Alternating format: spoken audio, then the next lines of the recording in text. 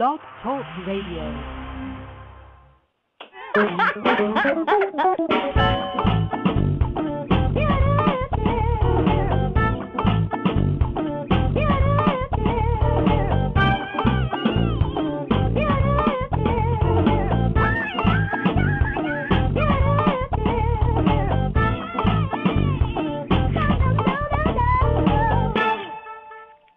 Welcome to Extraordinary Life, a place where you can kick back for some good old-fashioned girl talk, the kind you would with your best girlfriend, and get empowered at the same time. Hosted by me, Sade Dennis. We'll talk about and hear from extraordinary women just like you about living a bold, courageous, and sometimes crazy life. We'll talk about our business, family, relationships, work life, fashion, and everything in between. Today, we're going to be talking about having a successful mindset. Napoleon Hill once said that there are no limitations to the mind except those we acknowledge. And we have with us today a woman who has done just this, Dr. Celeste Owens. Now, we're going to take a brief station break and be right back.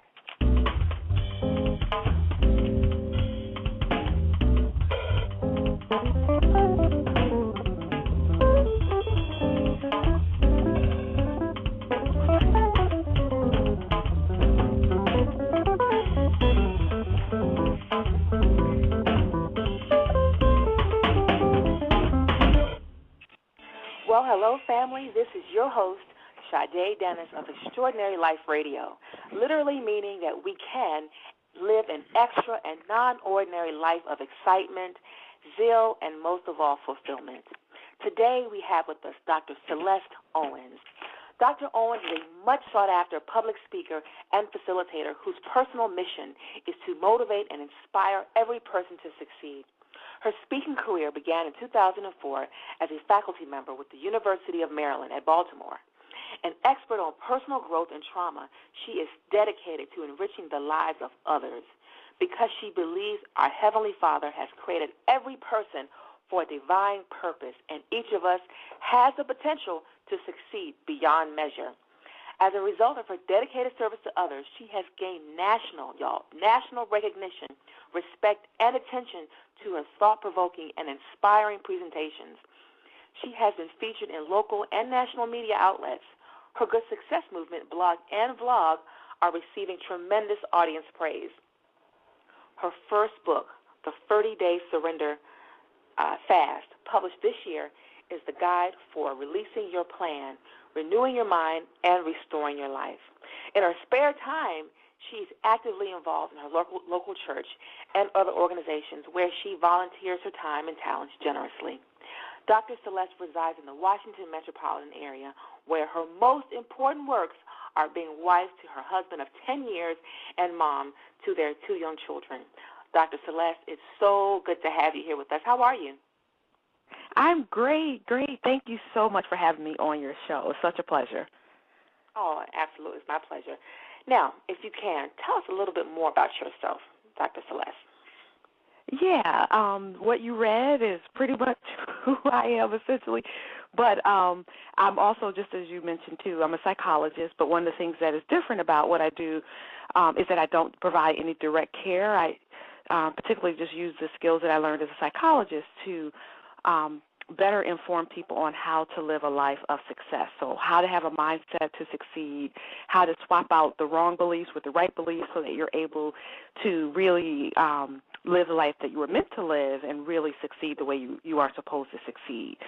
So I, do a number of different things. I do seminars and workshops and keynote addresses. I write, like you mentioned. I had my first book, The 40-Day Surrender Fast, which came out in August. So I'm just having a great time and, just enjoying life, really. So wow, that's what I'm up to. Wow. Okay. Now, this 40-day surrender fast, you mentioned it's a book. Is it like how does one go about, following this, your fast? Sure. The fast is, again, the 40-day surrender fast, and it's a devotional. So what you do is you surrender or you fast from something that has part of your heart. And what I mean by that is that there is a scripture in the Bible that says you should love the Lord your God with all your heart, mind, soul, and body. And he wants you to love him with all of your heart. So what you end up doing for a period of 40 days is you surrender something that shares part of your heart. And it can be any number of things. If people have been doing this fast since last year, so it's been at least a year in the making, and people have given up all sorts of things, Sade. They've given up TV, internet, food, different types of foods, cursing, chips. I mean, you name it. People have given them up. But they give it up for 40 days, and the most amazing things happen. Day to day, they start to really see God operating in their lives. They start to really hear him as he transitions them to the next, place in their life or next season in their lives. So, and there is not a day that goes by, I kid you not, since the book has been released, that I don't either get a phone call or email from someone saying, oh, my goodness, you will not believe what I found out today through this fast or what I've learned today. So it's so exciting watching people being able to change their mindset so they could just be right where they're supposed to be in their lives. Wow. Now, if you can for us, can you share a little bit with us about your journey to having a successful mindset? Absolutely. I was like probably most people, and I really equated success with the type of accomplishments I would have. Really for me, success was really more about accomplishment. So having said that, I went through school. I've always had this mindset that I was going to have a lot of education. So needless to say, I do have a lot of education now. I have 3 degrees. I have a bachelor's degree, I have a master's degree in psychology, and I also have a doctorate degree in psychology. And for me, it was always about accomplishments. And then it was always about milestones. That's what made me successful. If I hit this certain milestone at this age, I'm going to be a success. But the problem with that belief is that when you hit the milestone or the accomplishment that you wanted, there is like this short-lived amount of satisfaction. I mean, you get satisfaction for like 15 seconds, and then you're off to the next one because it really is. Yeah, it's insatiable. You always want the next thing. Oh, when I turn 16, I'm going to, have that party. Or when I turn 18, I'm going to start college or, or get my license. But you never have a chance to really be content and enjoy because you're always thinking success means the next accomplishment. So I had to learn over time that really was not a satisfying way to live. And what really started to change my mindset about success was probably a couple of years ago. As I was, one thing that changed my mind about it, even many years before that, I was working in inner city Baltimore, and I started to realize that if I defined success the way I had been defining it, I was going to be unsuccessful at working with the youth that I was working with in those inner city schools because success to them wasn't going to look the same way it was going to look to me. So that really started to change my mind about what it would look like, And then over time, God has really been working on me on redefining success in that way. So, it's been quite a journey in redefining it for myself, too. I was reading this book, and I actually forgot the title of the book. I think that's really helpful, huh? But and in the book, it was just talking about how, what you're talking about and how we define success and so forth. And the writer of the book was talking about that she began to redefine it for herself and thought to herself, well, maybe I should work on being a better person. Like, am I a trustworthy friend? Am I someone that people can trust? And it just really just changed the way I thought about success and my goals and so forth, because I'm just, again, just reaching out these sort of insatiable goals and so forth, and just sort of mowing over things and mowing over people to get to this particular goal. And and it's just it's not sustainable, it's that mindset sometimes. So I appreciate that. Now, here's the question: How do you go about obtaining that mindset? I mean, how do you go from sort of this insatiable goal-oriented type A behavior to what you just shared?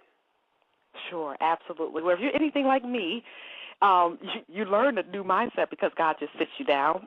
For me, it was just, there was a season when God just decided that enough was enough and just kindly asked me to stop doing all the things I had been doing. And that was in a period of, in 2009, I had really felt unctioning really to stop doing some of the things I had been doing. I was in private practice at that time, and I really felt God leading me to close the private practice and to come home And then when I closed the private practice, it was that was in 2009. I closed it. Then all of a sudden it started coming to me and leave this organization and stop leading that ministry and stop leading. I mean, everything Sade shut down for me. So by the end of 2009, I had stopped doing everything that brought me a sense of satisfaction.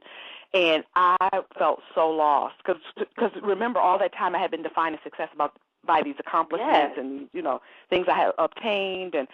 And by 2010, the beginning of 2010, I was sitting home with 2 children and really not knowing what that was. What is this? Is this success? Just to be home? I don't get it. I don't understand. So I started, and that was the year really that was definitive for me when I really started to understand success was none of the things I had thought for so long. Those are certainly some wonderful accomplishments, but if I define success by those things when they're gone, what am I? I'm a be nothing. So I really had to go about defining what success really is. And what I have figured out, one of the things I say often is that success is doing what you were put on this earth to do. But really, that's a byproduct of having the right mindset. When you have the right mindset, you do what you were put on this earth to do. But really, in its purest form, success is knowing the truth and living it. Success really is knowing the truth and living it. Mm-hmm. Okay, say that again for me, please. Yeah. Say that to again. me, I really want to get that down. Yeah, and I'll explain what I mean too. But to me, success is knowing the truth and living it. The truth is when you know who you are, and particularly when you know who you are in God, that becomes your truth, and you live that truth. You live that truth. Wow. So if you know that, these are the things that I'm supposed to be doing, I can't define myself based on what someone else is doing. If my truth is I have if my truth is that God's not going to send me back to school to get more education and that I'm going to use what I have to, to help other people and to serve other, whatever that is, then I can't keep looking across the gate at the other person who has 4 and 5 degrees and longing to be more like them because I'm not going to live my life the way I'm supposed to live it. So really knowing the truth. And the truth is I was made for a specific purpose. I was thought about long before I was really born. I was created for greatness. All of those are truths. And when we embrace that in our spirits, then we really can live the way we were designed to live or have the life that we were designed to have. Sure. So now what do you think is holding some back from having that mindset? Is it our parents? Our very well-meaning parents, of course. And what's holding us back? You know what? There are so many things. It's interesting. As children, we don't realize, or maybe sometimes we do realize, that there are so many things that we learn that sometimes are helpful and other times are not helpful. But what we end up doing as children is we're just these wonderful blank slates who end up learning how to engage ourselves and the world based on what people have told us. And those become our truths. So that's what I was telling you, knowing the truth. The things that we have embraced as truth many times are not the truth, but we've embraced them. This is who I am. Wow. This is how I engage the world. So, if we grew up in a household that valued, say, accomplishments and success, then we start to think that we are those things, and we strive to get them because we think that's who our true identity is when it really is not. So then it becomes, wow, was that not the truth? Was that not who I really am? And then you have to go about identifying what the things that you believe that weren't the truth and swapping those with the truth. And it's just a process. It really is a process of, living. Sometimes people, as you live and you interact with other people, you start to learn more of what the truth is. It's about knowing God's Word and being in God's Word. Sometimes it's about going into therapy and getting a wonderful counselor who can walk you through some of the beliefs that you have and, start to discredit the ones that aren't the truth. So there are a number of ways to go about swapping the wrong beliefs, but it really becomes, I have to become aware of what the wrong beliefs are. What have I believed all this time? Now, for some who may hear, changing that. Sure, and thank you for that. Now, for some who may hear that and say, well, now does that mean I shouldn't pursue education? Or, how do you balance those things out? Yeah, you know what? You said the perfect word, balance. You have to balance. And, one of the things that one of the ways in which I gauge if I'm heading in the right direction is if I get a thought, and, we're creative people. We were born to be creative, so we get lots of thoughts and lots of good ideas. But the way I can engage if a good idea is really a God idea for me is if I have peace about it, one, and two, as I engage the world, if doors start to open. If I am constantly hitting a wall or a shut door over and over, maybe one time, okay, I'm not going to give up. Yes, the perseverance. But if I'm constantly getting a shut door, then I have to start to think maybe that's not the door I'm supposed to go through. I know a young woman who has wanted to have, like we're using an example, education. She's wanted to have an advanced degree for some time. But it seems like every time she goes about to get it done, it just doesn't happen. The first time she goes, she gets pregnant. The second time she goes, something happens with her financial aid. And the third time, after a while, I'm like, wait a minute. We're on the fourth or fifth time. Maybe you're wasting your time. Wow. Maybe it's not a no, but maybe it's a not right now. So Absolutely. maybe you need to, engage your environment in a different way. So, and, sometimes we're so bent on this is what I need, this is what I have to have, that we don't even realize how many closed doors we have come up against until somebody says it, like, wait a minute, do you think maybe you're going the wrong direction? Oh, okay. So true. So, yeah. I mean, I had to embrace that a while ago. I was just involved in a particular, activity and so forth, some business activities, and I recall the idea that, letting go of, when I get to the so-and-so, when I get this opportunity, I'll be able to do so-and-so. And I had to release that sort of when I get to that point, because it was robbing me of just the present moment, And so it was difficult because I had to let some things go, literally. And it wasn't easy. It wasn't easy. Now, how in the world essentially, can you offer the listeners some strategies? I mean, some practical things. I mean, so for that young lady you mentioned about the school, or if it's a particular career, and so forth. I mean, what are some things? I mean, some tips or techniques that you can share with us about how to obtain your goals, or how to know. Well, just in terms of how to go about releasing some of those things. In other words. Oh, gotcha. Yeah, absolutely. Yeah, you know what? One of the things is to really be aware, to try to be. There's so many things that are really just. Sometimes we just operate on autopilot, and we just don't even really know sometimes what we believe. We have to really slow down. There are so many cultures who do such a much better job than we do here in Western society of slowing down and really, appreciating the moment and understanding what you believe and your thoughts. Because again, when we don't know what we believe, we really operate on autopilot. So let me go back to the example I used with the young lady who was pursuing school. So we're talking, and, again, she's had shut door after shut door over and over again. And then I finally said, so why do you need the degree? And she's like, because, everybody needs a degree if you're going to get a good job. That's always the acceptable answer. You're going to get a good job, you need to have a degree. I said, so you wouldn't get a good job without a degree? Then you have to poke holes in people's theory. But this person has a job, and, they don't have it, and this person, and, oh, well, yeah, but I just want it. Okay, so why? Why do you really want it? And then finally, we get to?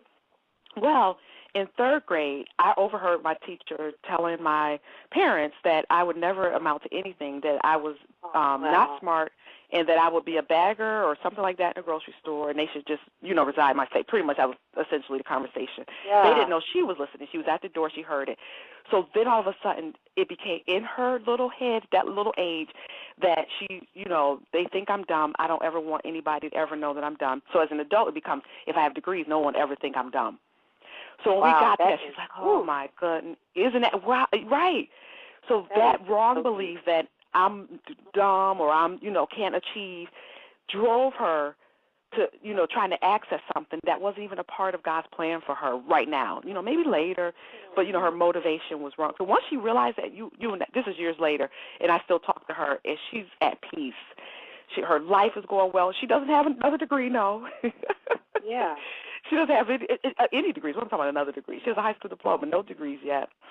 She did go ahead and get a certification, which, again, when we're talking about open doors, she goes ahead and she decides that she wanted to do the certification, and boom, she gets it. She gets in. They pay for the certification. She was the top student in the class, not one of the top student in the class. Wow. So it was so phenomenal to see her go through that process, and that was it. So really, to answer your question, just practically slow yourself down and start, and just even start to journal, why is this particular goal important to me? And, why haven't I been able to accomplish it? Is it just that I need to persist, or is it a closed door? Those kind of conversations that you have with you, a pen and a journal, or even a close friend or someone else, or in prayer or meditation, whatever it is, just slowing down to understand what you believe. That is so interesting. I mean, for so many of us, including myself, that slowing down and getting quiet can be very challenging. I mean, very, very challenging because you have so many activities. And it's funny you mentioned just all the various things you were doing and heading up and so forth in our church and even in the community. I had to do some very similar things. I was involved with a committee down at City Hall. I was involved, in a very really awesome art organization at the time, and had sort of went up the ranks and so forth. But just I was out of the house Mondays, Tuesdays, Wednesdays, and I said, oh, my gosh, I mean, when am I ever home in the evening? And I wasn't, giving myself the opportunity to actually rest. And it was like it went on from one thing to the next. And I slowly but surely had to just, kindly, lovingly step down, resign, and so forth from these various positions. And I'm telling you, it has made a big difference. And now I can actually focus and have that time. I mean, of course, my schedule is still pretty busy, but, there's a connection, and I definitely feel, me getting my stride. There's traction being made, in other words, and I'm not just here and there and everywhere, and just feeling, feeling these voids. Like, well, why am I doing all this? I mean, they're good things. They're not evil. They aren't harming anybody, but am I supposed to be doing this right now? Exactly. Am I supposed to be doing this right now? And all those that's a great question. And you brought up the word busy, which I talk about this a lot in a blog, some of my blogs, how I just don't identify with that word any longer, because it's almost as a badge of honor for a lot of people. Oh, I'm so busy. I'm doing this and I'm doing that, and I'm busy, and I'm like, oh, give me a break. And and I talk about, even in the 40-day surrender fast, I talk about how there's a difference between busy and productive. And I certainly don't want to live the rest of my life ever being busy again. I want to be productive. So see how when you released some of the obligations that you had that were good, were good things to do, that when you release them, then you opened yourself up to do some of the other things that will be more productive for you, like a radio show. Big time. Absolutely. Right. Yeah. And it has made the biggest difference, and I'm so relieved. And like I said, everything is just sort of coming into focus, So that's what I find has really helped me in that regard. And now, what kind of upcoming projects do you have underway? You mentioned your blogs and your vlogs and so forth, and even with the journal, but what are some other things you may have underway? Yeah, absolutely. I have a number of different things coming up, and rather than go through all the events that I have coming up, your listeners are welcome to check out my website, which is drcelesteowens.com, and I have an events section there so they can look and see some of the things that are coming up, doing a bunch of things, some things with women's organizations. I have a prayer breakfast coming up. I'm doing a retreat. So people are welcome, again, to go to drcelesteowens.com and look at that.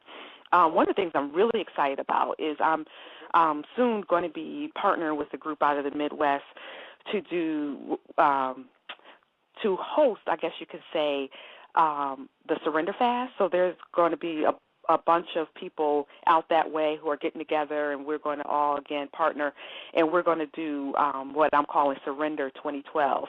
And we're all going to get together, do the Surrender Fast, starting January 2nd. I'm going to blog it on their site and as well as my site, and then also do a series of probably webinars and that sort of thing. We have a bunch of people in this area already signed up to do it. There's some churches in Buffalo who are interested. I'm originally from Buffalo. That's why I bring up Buffalo. So that's something that people can check out. The website for the Surrender Fast is just that, surrenderfast.com. And it's very soon I'm going to put up that information on how people could be a part of that, a part of Surrender 2012. So we want people to really. No, go ahead. Go ahead, Sade. Oh, no, I'm just really excited about people being able to, surrender some of those things so that 2012 becomes some of our best we're able to live our best lives in 2012 and really be focused and balanced. So that's really the goal. Wow, that's awesome. And where can people buy your book? Any number of places. First of all, you could buy it on my site, and that's surrenderfast.com. It's also at Barnes & Noble online, Amazon online. It's in every e-book format, iPad, Kindle, all the rest of them, all the e-books format. Awesome. People could pick it up. Mm-hmm. Wow. And I'm just going to share a few things with us. Now, here are a few keys, everybody, that has helped me just have a successful mindset. Your beliefs are holding you either up or down. They are the building blocks of your life, the foundations of our success. We are conditioned since childhood to believe certain things. Don't do this, don't do that, don't make a fool of yourself, don't take risk. That by the time we reach adulthood, we have been programmed to think and act in a certain way. Okay, so don't limit your thinking. We've all heard it before, to think outside the box, right? Well, I'll add to that and say, go ahead and break the mold by being yourself. Nobody can beat you at being you. Don't dwell on past failures. Look at them as steps to where you want to go. The best lessons in life come from our failures, not our wins. And remember to turn your negative experiences into positive outcomes. Make your challenges opportunities for growth. Be passionate about what you do. Nothing is worse than having a passion and not let that passion take shape and shine. If you know that you were born to be successful, then you literally and actively have to know that you will be successful, but also take the action steps towards it. So these things have really, really helped me. And remember, Philippians 1:6 says, being confident of this, that he who began a good work in you will carry it on to completion until the day of Christ Jesus. Remember, it's not only the destination, it's also the journey. Be encouraged and stay on track to your success.